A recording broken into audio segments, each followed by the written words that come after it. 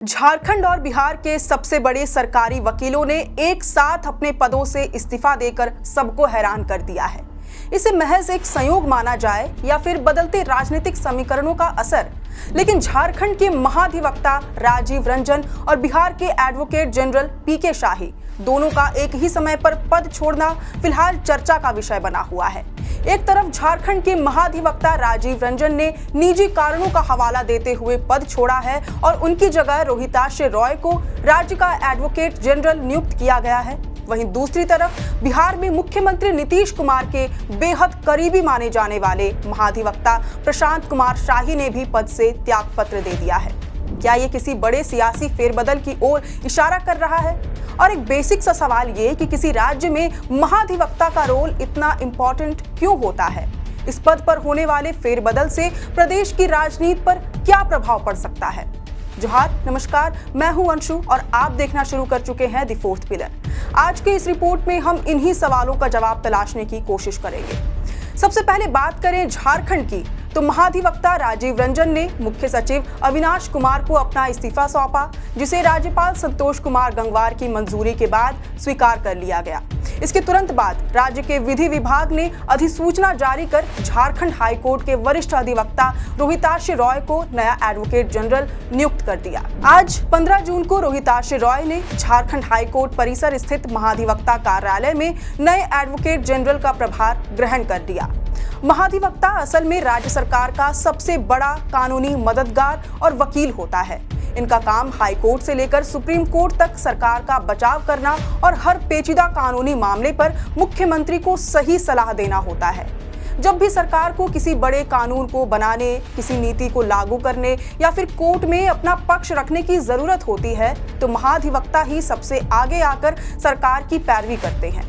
इसी वजह से महाधिवक्ता का पद इतना महत्वपूर्ण होता है और यही कारण है कि इस पद पर होने वाला फेरबदल सीधे राज्य की राजनीति को प्रभावित करता है। महाधिवक्ता का अचानक हटना अक्सर सरकार के भीतर चल रही आपसी खींचतान, नए राजनीतिक समीकरणों या मुख्यमंत्री की अपनी पसंद नापसंद को दर्शाता है। इस बदलाव से न सिर्फ सरकार के बड़े मुकदमों की दिशा बदल सकती है, बल्कि प्रशासनिक तालमेल पर भी असर पड़ता है। यही वजह है कि महाधिवक्ता राजीव रंजन के अचानक इस्तीफे ने झारखंड की सियासत में चर्चाओं का बाजार गर्म कर दिया है। राजीव रंजन को साल 2019 में महागठबंधन सरकार के गठन के बाद फरवरी 2020 में महाधिवक्ता की जिम्मेदारी दी गई थी। वर्ष 2024 में हेमंत सोरेन की नई सरकार बनने पर राजीव रंजन ने औपचारिक रूप से इस्तीफा दिया था, लेकिन सरकार ने उन्हें काम जारी रखने को कहा था। हालांकि इसकी कोई नई अधिसूचना जारी नहीं की गई थी। उनके इस अचानक इस्तीफे के पीछे कई प्रशासनिक और राजनीतिक वजहें हो सकती हैं। मीडिया रिपोर्ट्स के मुताबिक वह सरकारी वकीलों की टीम में बदलाव करना चाहते थे, लेकिन सरकार की ओर से उनकी भेजी सूची पर कोई प्रतिक्रिया नहीं मिल रही थी। इसके अलावा जिलों के उपायुक्तों द्वारा सीधे अपने स्तर से शपथ पत्र भेजना और हाल ही में एक हाई प्रोफाइल केस में अपेक्षित सफलता न मिलना भी उनकी नाराजगी का कारण माना जा रहा है।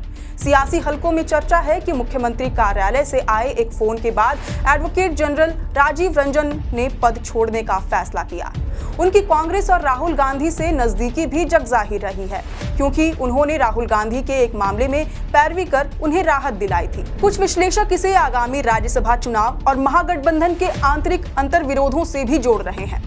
बहरहाल संवैधानिक सेवा और श्रम कानूनों के विशेषज्ञ राजीव रंजन अब सुप्रीम कोर्ट में प्रैक्टिस के लिए दिल्ली शिफ्ट होने की तैयारी कर रहे हैं। दिल्ली में उन्होंने पहले ही अपना कार्यालय खोल लिया है।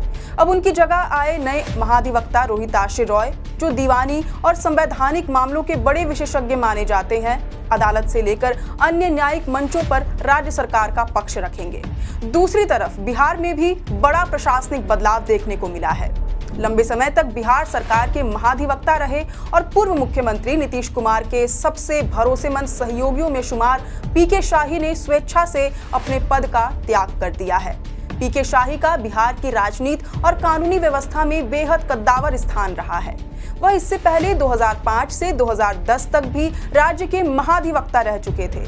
नीतीश कुमार ने उनके कौशल पर भरोसा जताते हुए उन्हें अपनी सरकार में शिक्षा, पर्यावरण एवं वन और योजना विभाग जैसे महत्वपूर्ण मंत्रालयों की जिम्मेदारी सौंपी थी। साल 2013 में पीके शाही को महाराजगंज लोकसभा उपचुनाव में टिकट भी दिया गया था। हालांकि वहां उन्हें हार का सामना करना पड़ा था।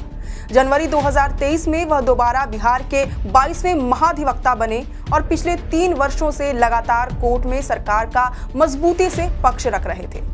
उन्होंने कई बड़े मामलों में सरकार को जीत दिलाई। नीतीश कुमार के इस्तीफे और सम्राट चौधरी के मुख्यमंत्री बनने के बाद इस बात के कयास तेज थे कि नई सरकार नए चेहरे को ये जिम्मेदारी देना चाहती है, जिसके बाद पीके शाही ने नई सरकार के लिए रास्ता साफ करते हुए खुद ही इस्तीफा सौंप दिया। अब बिहार के नए महाधिवक्ताओं के लिए कई नामों पर चर्चा गर्म है, जिनमें जनसुराज छोड़कर आए जाने माने वकील YV गिरी का नाम सबसे आगे चल रहा है। इसके साथ ही दिल्ली में रह रहे और वर्तमान में विदेश दौरे पर गए एक वरिष्ठ अधिवक्ता के नाम की भी सुगबुगाहट है, जबकि राजनीतिक समीकरणों को देखते हुए भाजपा द्वारा OBC कोटे से किसी वरिष्ठ वकील को इस शीर्ष संवैधानिक पद पर बैठाने की चर्चाएं भी जोरों पर है। जाहिर है इस बड़े फेरबदल ने पर्दे के पीछे चल रही राजनीतिक खींचतान को भी सरेआम हवा दे दी है। झारखंड के बाद अब देखना होगा कि बिहार में महाधिवक्ता के पद पर कौन आसीन होता है। वैसे इस पूरी रिपोर्ट पर आपकी क्या प्रतिक्रिया है, ये हमसे कमेंट बॉक्स में जरूर साझा करें। अगर आपको ये रिपोर्ट पसंद आई हो तो हमारे चैनल द फोर्थ पिलर को जरूर से लाइक, शेयर और सब्सक्राइब करें। आप देख रहे थे द फोर्थ पिलर, मैं हूं अंशु, कैमरे के पीछे है सहयोगी मनीष। शुक्रिया।